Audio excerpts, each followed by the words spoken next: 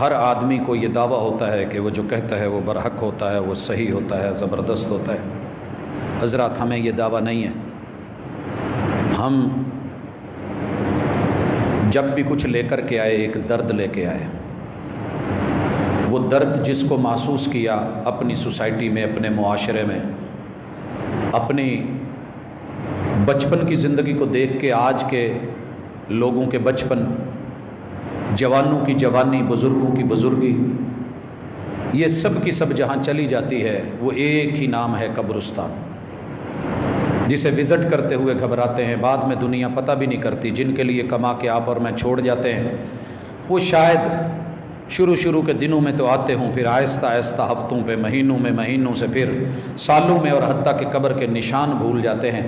اسی لیے سب مسلک جب وہاں جا رہے ہیں، قبرستان ایک ہے، تو اللہ کے لیے توحید کو، سنت کو، کتاب اللہ کو، دین کو، اسلام کو عزت کے ساتھ، محبت، چاہت اور رغبت کے ساتھ سینے سے لگائیں، مجبوری سے نہیں، نسبت کے لیے نہیں، اس سے صرف دنیاوی فائدہ اٹھانے کے لیے نہیں۔ دین دنیا میں فائدہ اٹھانے کا نام ہے حلال ذرائع سے۔ دین دنیا میں، قبر میں، نشر میں، کل قیامت کے دن وہاں یہ تیری تنہائی تیرے کام آئے، وگرنہ وہاں بھی حالت کچھ ایسی ہوگی، یوم یفر المرء من اخیہ وامہ وابیہ۔ میں آج بھی کئی لوگوں سے اگر ہاتھ بڑھاتا ہوں تو ان کے دل میں یہ خدشہ ہوتا ہے، سوچئے دل میں خدشہ ہوتا ہے کہ اس سے سلام لیا، کہیں اسے کرونا نہ ہو اور میں مر نہ جاؤں۔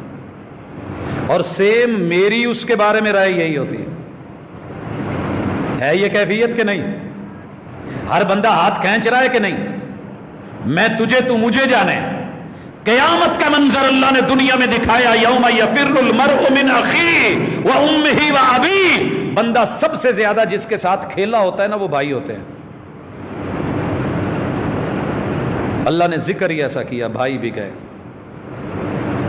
وامہ، ماں سے، ابھی ہی، باپ سے، ہر رشتے سے راہ فرار اختیار کرے گا، بچے گا، دوڑے گا، سوائے ان لوگوں کے جن کے پاس توحید ہوگی، کلمہ ہوگا، سنت ہوگی، اسلام ہوگا، اور انہوں نے اپنی زندگی ڈر کے گزاری ہوگی، پرہیز اور تقوی سے۔ متقین کے لیے اللہ تعالیٰ نے ان کی دوستی قیامت کے دن برقرار رکھی ہے، یہ ایک دوسرے کو بلائیں گے بھی، ملیں گے بھی۔